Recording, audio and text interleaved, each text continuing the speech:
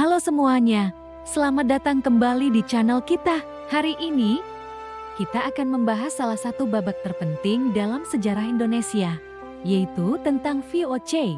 Pasti kalian sudah sering dengar nama ini, kan? Tapi, seberapa dalam sih kita benar-benar mengenal perusahaan dagang yang satu ini? Apa itu VOC? Kenapa didirikan? Dan apa saja tujuannya di Nusantara? Yuk, kita kupas tuntas semuanya. Jadi, apa sih VOC itu? VOC adalah singkatan dari Very Night Toast Indies Company.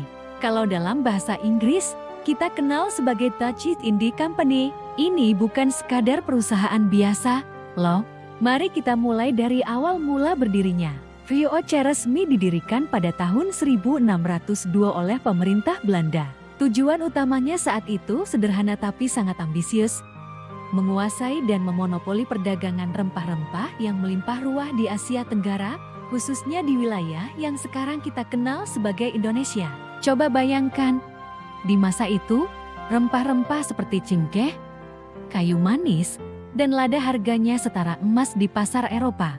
Benar-benar komoditas super mewah. Untuk mewujudkan ambisi ini, VOC didukung penuh oleh pemerintah Belanda dan diberi hak monopoli de facto. Artinya, cuma VOC yang boleh berdagang rempah-rempah di wilayah tersebut. Nah, untuk memahami kenapa VOC bisa sampai terbentuk, kita harus melihat situasi ekonomi dan geopolitik saat itu. Pada abad ke-17, Belanda sedang berjuang keras untuk merdeka dari kekuasaan Spanyol. Perang yang dikenal sebagai Perang 80 tahun ini menciptakan banyak kekacauan. Di tengah perang itu, Belanda justru semakin aktif dalam perdagangan internasional, terutama perdagangan rempah-rempah yang super menguntungkan. Salah satu faktor pendorong utama lahirnya VOC adalah untuk mengurangi risiko dan memaksimalkan keuntungan dari perdagangan rempah. Mengambil rempah dari Asia Tenggara itu bukan perkara mudah. Perjalanannya jauh, berbahaya, dan butuh modal besar. Sebelum ada VOC, banyak perusahaan-perusahaan kecil Belanda yang saling bersaing untuk mendapatkan rempah. Persaingan ini malah bikin harga rempah di sumbernya jadi mahal, dan harga jual di Eropa jadi anjlok. Pemerintah Belanda melihat ini sebagai pemborosan. Makanya, mereka melebur semua perusahaan kecil itu menjadi satu perusahaan raksasa, VOC. Dengan begini, mereka bisa mengontrol harga dan mengamankan monopoli perdagangan. Sekarang, mari kita bahas tujuan-tujuan spesifik dari berdirinya VOC. Pertama dan yang paling utama, tentu saja menguasai perdagangan rempah-rempah. VOC ingin mengontrol segalanya, mulai dari produksi di kebun-kebun pala dan cengkeh, proses pengangkutan dengan kapal-kapal mereka, sampai pemasaran di Eropa. Mereka tidak segan-segan menggunakan kekerasan untuk memastikan tidak ada pedagang lain, baik itu dari Portugis, Spanyol, Inggris, maupun pedagang lokal yang mengganggu monopoli mereka. Tujuan kedua adalah mengamankan kepentingan Belanda di Asia. VOC bukan cuma perusahaan dagang, tapi juga berfungsi sebagai perpanjangan tangan negara. Mereka punya tentara sendiri, armada kapal perang, membangun benteng-benteng, dan bahkan punya hak untuk membuat perjanjian dengan raja-raja lokal. VOC bisa menyatakan perang, berdamai, dan memerintah wilayah-wilayah yang mereka kuasai. Contoh paling terkenalnya adalah saat mereka merebut Jayakarta dan mengubah namanya menjadi Batavia, yang sekarang adalah Jakarta. Batavia dijadikan sebagai pusat administrasi dan kekuatan militer VOC di Asia. Tujuan ketiga adalah mendukung penjelajahan dan eksplorasi. VOC punya rasa penasaran yang besar terhadap wilayah-wilayah yang belum terpetakan. Mereka membiayai ekspedisi-ekspedisi besar. Salah satu kapten mereka yang paling terkenal adalah Abel Tasman. Dialah orang Eropa pertama yang berhasil menemukan daratan yang sekarang kita kenal sebagai Australia, Selandia Baru, dan Pulau Tasmania. Penjelajahan ini membantu Belanda memetakan sebagian besar Samudra Hindia dan Pasifik, yang tentunya memperkuat posisi mereka sebagai kekuatan maritim global. Dan tujuan terakhir, yang pastinya tidak kalah penting, adalah menghasilkan keuntungan ekonomi yang sebesar-besarnya. Sebagai sebuah perusahaan, tujuan akhirnya ya profit. Dan dalam hal ini, VOC sukses luar biasa. Keuntungan yang didapat sangat besar, membuat para pemegang saham dan pemerintah Belanda kaya raya. Pada puncaknya, VOC menjadi perusahaan terkaya dan paling berpengaruh di dunia.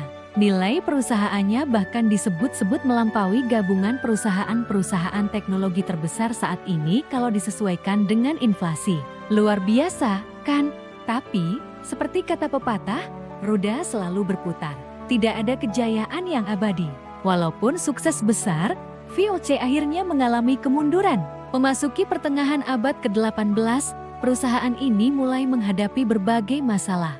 Biaya untuk memelihara tentara, armada kapal, dan mengurus administrasi di wilayah yang sangat luas menjadi sangat mahal.